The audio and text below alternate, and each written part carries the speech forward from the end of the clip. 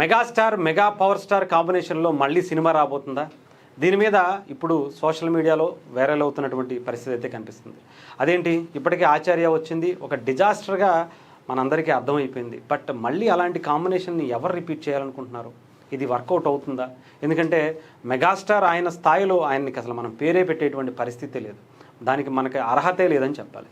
ఇక mega power star Ram Charan గారు ఇప్పుడు గ్లోబల్ స్టార్గా, తండ్రికి మించినటువంటి తనయుడిగా ఎక్కడికో వెళ్తున్నారు ఆయన. అలాంటిది వీళ్ళిద్దరి కాంబినేషన్ మళ్ళీ సెట్ చేయాలనేటువంటి ఆలోచన ఎవరికి వచ్చింది? కొంత ట్రై చేశారు అటు కొరటాల శివ గారు, అది వర్కౌట్ అవ్వలేదు. బట్ దాన్ని ఎవరు ప్లాన్ చేసేటువంటి పరిస్థితి ఉంది? దీని మీద ఇప్పుడు ఫిలిం నగర్ అంతా కూడా ఒకటే టాక్ వినిపిస్తుంది. ఒక సెట్ అయింది, ఒక కథ మళ్ళీ వీళ్ళిద్దరికి వినిపించారు, వాళ్ళు కూడా ఓకే అన్నట్టుగా కొంత వార్తలు వినిపిస్తున్నటువంటి పరిస్థితి అయితే కనిపిస్తుంది. కానీ ఇక్కడ అది కూడా మన తెలుగు డైరెక్టర్ కాదట, తమిళకి సంబంధించిన సూపర్ స్టార్ డైరెక్టర్గా పేరుగాంచినటువంటి మన నెల్సన్ అనేటువంటి జైలర్ 2 సినిమా తీశారు ఆయన ఒక వీళ్ళిద్దరి కాంబినేషన్లో సినిమా తీయాలనేటువంటి ఒక స్టోరీని వినిపించారట. ఆ కథతోని ఇప్పుడు సోషల్ మీడియాలో అంతా కూడా చర్చ జరుగుతున్నటువంటి పరిస్థితి. ఎందుకంటే జైలర్ 2 ఎలాంటి ఇంపాక్ట్ చూపిస్తుందా అని చెప్పి ఇప్పటికే వెయిట్ చేస్తున్నటువంటి పరిస్థితి కనిపిస్తుంది. మరి అలాంటిది ఆ తర్వాత ఇప్పుడు మళ్ళీ ఇలా ఇంకో కాంబినేషన్లో, అది కూడా మెగాస్టార్ మెగా పవర్ స్టార్ తండ్రి కొడుకులు ఈసారి మళ్ళీ తెర మీద ఎలా కనిపించబోతున్నారు? అది కూడా అలాంటి యాక్షన్ ఎలివేషన్ ఇచ్చేటువంటి ఒక స్టార్ డైరెక్టర్ డైరెక్షన్లో వీళ్ళిద్దరిని ఎలా చూపించబోతున్నారు? ఎలాంటి కథ వినిపించారు? మనకి జైలర్ సినిమా మనం చూసాం. జైలర్లో అటు రజనీకాంత్ గారు కావచ్చు, ఒక పోలీస్ ఆఫీసర్గా ఇంకొక ఆయన కావచ్చు, వాళ్ళ తండ్రి కొడుకులుగా చేసినటువంటిది ఇది చూసాం. ఎక్కడా కూడా రజనీకాంత్ గారు ఏజ్ అయిందనో లేదంటే ఆయనలో ఉండేటువంటి ఏమంటారు ఆ క్రేజ్ కానీ ఎక్కడా తగ్గకుండా ఆయన ఒక రేంజ్ ఎలివేషన్ ఇచ్చుకుంటూ ఆయన సినిమాని చూపించారు. అసలు నిజంగా చెప్పాలంటే ఒక సెన్సేషన్ అని చెప్పాలి.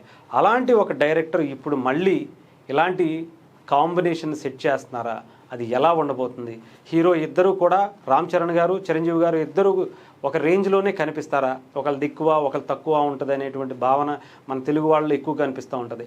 బట్ అలాంటి మొన్నటి వరకు కూడా సరిగ్గా వర్కౌట్ అవ్వలేదు. కానీ సిరిమల్ల సీతమ్మ వాకిట్లో సిరిమల్లి చెట్టు కావచ్చు, త్రిబుల్ కావచ్చు, అవన్నిటిని బ్రేక్ చేసి ఒక సరికొత్త పందాన్ని సృష్టించినటువంటి పరిస్థితి కనిపించింది. మరి అలాంటి ఎలివేషన్స్ ఇద్దరికి సమాంతరంగా ఉండేటువంటి ఒక స్టోరీని ఏమన్నా నెల్సన్ సెట్ చేశారా అనేది కూడా చూడాలి. ఏదేమైనా సరే ఇది ఇప్పట్లో వస్తుందా రాదా అనేది తెలియదు. కానీ ఎందుకంటే రామ్ చరణ్ గారు చాలా బిజీగా ఉన్నారు, అటు చిరంజీవి గారు కూడా చాలా బిజీ ఉన్నటువంటి పరిస్థితి. అటు బాబీకి సంబంధించినటువంటి సినిమా, అలాగే శ్రీకాంత్ ఓదెలకి సంబంధించినటువంటి సినిమా, ఇంకొన్ని సినిమాలు ఇప్పటికే ఒప్పుకున్నటువంటి పరిస్థితి కనిపించింది. మరి ఈ టైంలో మరి ఇలా నెల్సన్కి సంబంధించి ఆయన కూడా కొంచెం బిజీగానే ఉన్నారు.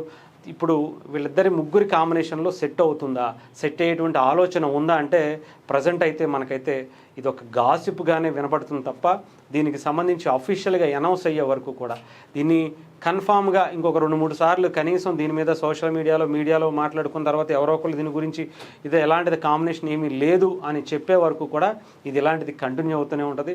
బట్ ఏదేమైనా కానీ ఏదో ఆచార్య అలాగా కొంచెం మనకు ఆశించిన స్థాయిలో అవ్వలేదని చెప్పి నెల్సన్ని తక్కువ అంచనా వేలో ఒక రేంజ్లో చూపించేటువంటి ప్లాన్ అయితే నెల్సన్ చేస్తాడు.